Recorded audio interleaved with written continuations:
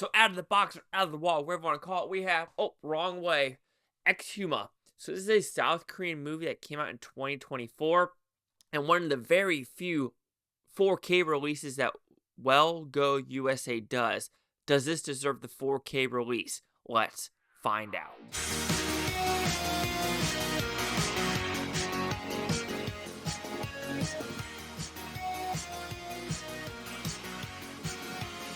Chase Lee Hockey here with the Blue Futon reviewing Exhuma. So what's about? Pretty simple premise. You have two shamans, if I'm not mistaken. You have the girl and her protege, who has all the tattoos on his body, do a lot of, I want to say exorcisms, but things that help, souls leave the earth and get to a better place. And you have two other people, two older folk, that their job is to sell land to rich folk to, say this is the best plot of land where they would be peaceful and free. However, there's an unmarked grave on a mountain the two older folks never heard of, and shit goes sideways pretty damn quick. So without talking about the movie, let's talk about the 4K and Adobe Atmos. Fantastic. Great transfer. It looked absolutely fantastic on my TV. The sound effect for the Adobe Atmos have speakers behind me and in front of me. Fantastic. So if you are interested in buying this movie, I highly recommend doing the upgrade to the 4K version. So anyway, did I like this film? Yes, I'm a sucker for a good exorcism film, if you want to put it that way. I'm a sucker for a good ghost story and something to add oh shit moments to it.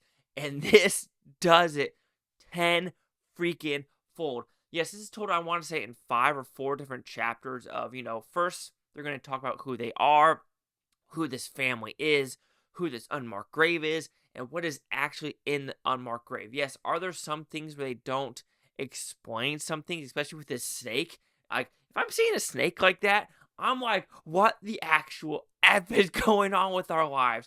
But because this goes into different things about who is actually in the coffin, what is a coffin holding, what is underneath the coffin, what is not even underneath the coffin, what is guarding these coffins, and why is this here?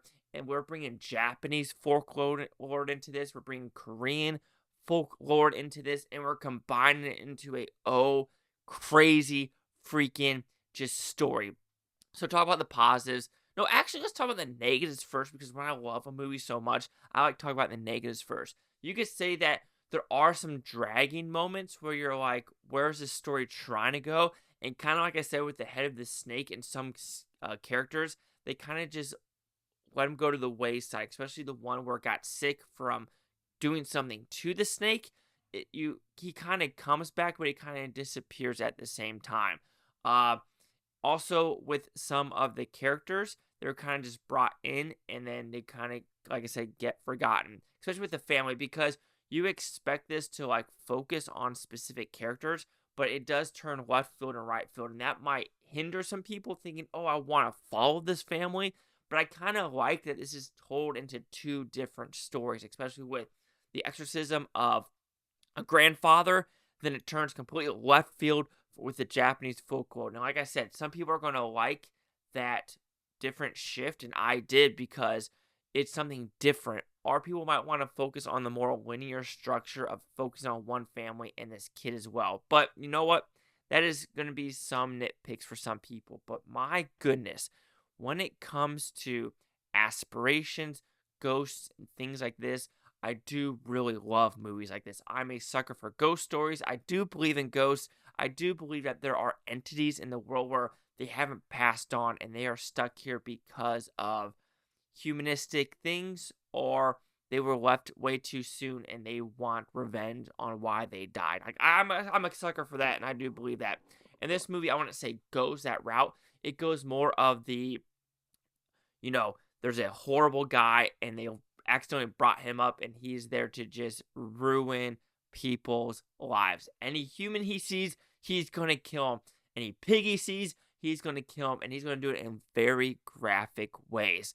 Like I said, the acting, though, fantastic for everyone involved. The look of the film is pretty damn good. I mean, like I said, it could just be the 4K quality. You could tell the foxes were very fake, and the fireball, yeah, you could say it could have been done a little bit better, but overall, I didn't have an issue with some of the special effects in this movie as well. But when it comes to practical effects, tenfold fantastic. Like I said, there's a scene where a guy is twisting his neck, pretty freaking creepy. Some of the shadow effects they do, pretty damn good.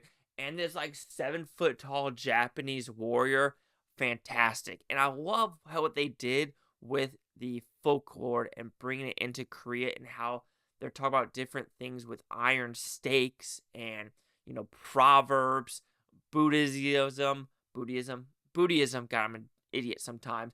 And then just bringing all of it cohesively into this nice story of like, what are we actually going to do with some of these people? And I do think it's funny at the very end with the wedding. It's a white dude and a Korean girl. It's like, I swear that happens a lot with the military. I don't think this is military, but it feels like that happens a lot. And I do love how they did end it with some comedic elements where he's like, I'm ready to go, but my daughter's wedding.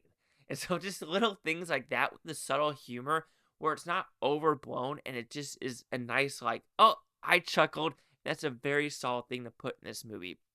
But overall, Exhuma, I'm a sucker for a good horror story. I'm a sucker for a good ghost story. And I'm a good sucker for something new to add to this genre. And this movie did it tenfold with the practical effects, with the actual storytelling. Because like I said, maybe as a Westerner and not knowing Asian culture this much, where I was like, oh, this is new. But maybe to the South Korean audience or the Asian audience that does watch this, they're going to be like, we get this movie like 3 times a month in our cinema or our type of movies, because of course I can't see everything they see and they can't see everything we see. So as a Westerner that wants to watch something fresh, new, from a different country and get a different cultural perspective, Exhuma freaking did it. So Exhuma will receive a 4.5 out of 5 Futons, which equals at 90%. I guess another quick negative that I was thinking about it, I do wish they went into more of like the shaman's grandma and some of the past lives that are helping them. You kind of get it, but I wish it was just told a little bit more. Anyway, let's see what the critics' news scores said for this film.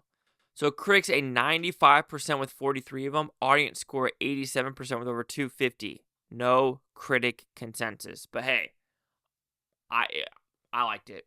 I loved it. I want some more of it. A 95, an 87, and my 90. Chisaki here with the Blue Futon. Like, comment, subscribe. Let me know this Bluetontopia. You Blue Futoners, thank you for watching. For a great down. Stay tomorrow, week, for a month, or a year from now. Every single freak one of you. Peace and love, peace and love.